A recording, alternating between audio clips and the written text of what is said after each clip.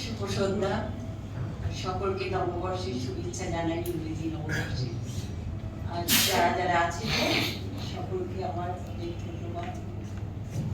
আমি গল্প সত্যি কৃষ্ণা, আমার নিজের নামই কৃষ্ণা, কৃষ্ণা বসু। কিন্তু মন্দিরা চৌধুরী কি করে হয়ে গেলাম সেটা একটা গল্প।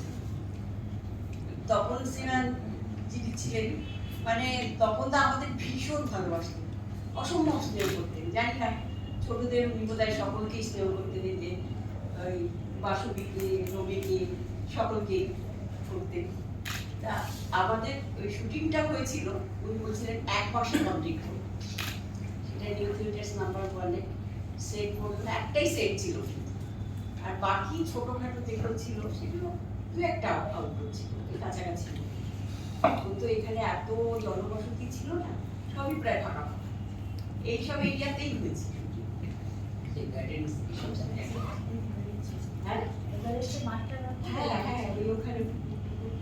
আর 1 মাসে যেহেতু শুটিং শেষ হবে, সেই জন্য প্রত্যেক দিন ভোর বেলায় 5টা নাগাদ আমার বাড়িতে, আমি হাওড়া সাজিয়াতে থাকতাম, গাড়ি যেত।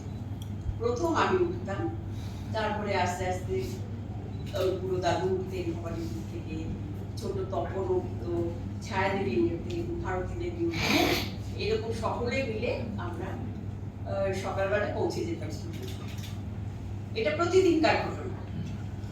আর তারপরে তখন না এত সফট স্পোকেন ছিলেন, এত নরম ভাবে কথা বলতেন, উনি যে বুঝিয়েও দিতেন সিনটা, খুব একটা বেশি বলার দরকার পড়তো না, হালকা ভাবে একটা তোমার এটা করতে হবে, এটা এরকম ভাবে হবে, এইরকম বলে দিত, তাতেই আমরা বুঝে যেতাম। সেটা প্রতিদিন শুটিং হয় একই রকম। শেষের দিকে একদিন একটা ঠিক হচ্ছে না, বারে বারে বলছে নাক কাট হয়নি হয়নি। আর কয়েকবার হওয়ার পর আমার অনেক বিরক্ত লাগছে, সারাদিনের পর আর ভালো লাগছে। প্রায় তখন বাড়ি যাওয়ার জন্য মন ছটফট করছে। তখন 17-18 বছর বয়স। এখনকার তখনকার দিনে আমাদের তখনই বড় বলা হতো, এখন তো 17-18 বছরের মেয়েদের ছোটই বলা। তো সে খুব বিরক্ত লাগছে।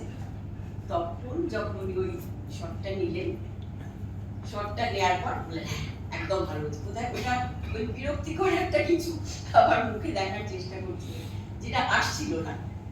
লাস্ট মোমেন্টে যখন এলো তখন ওই শটটা ঠিক হলো। আর উনি এতই ভালো ছিলেন, এত ভালোবাসতেন যে কি বলবো, কোনো মানে প্রতিদিন ওনার সঙ্গে দেখা হতো। 1 মাসে যেহেতু শুটিং শেষ হয়েছে, প্রতিদিন ওনার সঙ্গে দেখা, প্রতিদিন নিয়ে। আর আউটডোর দু একটা হচ্ছে এদিকে, সেগুলো তো খুব একটা মানে বেশি দিন লাগে। তবে আমার মন্দিরা চৌধুরী কি করে হয়ে গেলাম, সেই সময় আমার বিয়ে ঠিক হলো। শ্বশুর বাড়ি থেকে জানানো হলো যে কোনো সম্পর্ক থাকবে না ফিল্ম লাইনে। আর এমনকি আমার ওদের ওখানকার বিয়ের কার্ডেও আমার নামটা হয়ে গেল মন্দিরা, কৃষ্ণা থেকে মন্দিরা হয়ে গেল। মানে জানি না সেই সময়টা আমি মানে বোঝা না বোঝা, আমার যে আইডেন্টিটিটা চলে গেল, নিজস্ব আইডেন্টিটি, সেটা আমার বোঝার মতো ক্ষমতা ছিল না। এখন বুঝতে পারি যে কি করে মন্দিরা হয়ে গেল। আর তখন তার বলেছিলেন যে আমার জন্যই আমি এই গল্পটা লিখেছি। আমার নাম যেহেতু কৃষ্ণা, উনি কৃষ্ণা নামে লিখেছিলেন, রোলটার নাম হচ্ছে কৃষ্ণা। সেই সময় অরুন্ধতী দেবী একটা ইয়ে করছিলেন, উনি একটা ডিরেকশন দিয়েছিলেন ছুটি বলে। সেটাতেও আমার একটা রোল ছিল, যেটা রমি করেছিল, সেটাতেও আমার নাম ছিল কৃষ্ণা, রমির রোলটা ছিল কৃষ্ণা নামে। তাই যেহেতু আমি কন্ট্রাক্ট পুরো সাইন হয়ে গেছিল, সেগুলো ক্যান্সেল করতে হলো। করে তখন মানে আবার আজকে বুঝতে পারি দুজন মানুষ খুব দুঃখ পেয়েছিলেন আমি ওখান থেকে ছেড়ে চলে এলাম বলে। একজন ছিলেন আমার বাবা, তার ভীষণ শখ ছিল, তিনিও শিশির বাদুড়ির দলে গেছিলেন করতে, কিন্তু তার বাবার জন্য পারেননি, সেই জন্য মেয়েকে দিয়ে করার ইচ্ছা। তিনি কিন্তু আমাকে কখনো প্রকাশ করেননি যে তিনি দুঃখ পেয়েছেন আমি এখান থেকে ছেড়ে চলে যাচ্ছি। আর একজন ছিলেন তখন, তখন তো আরো খুব দুঃখ হচ্ছিল যে আমি ছেড়ে চলে আসছি।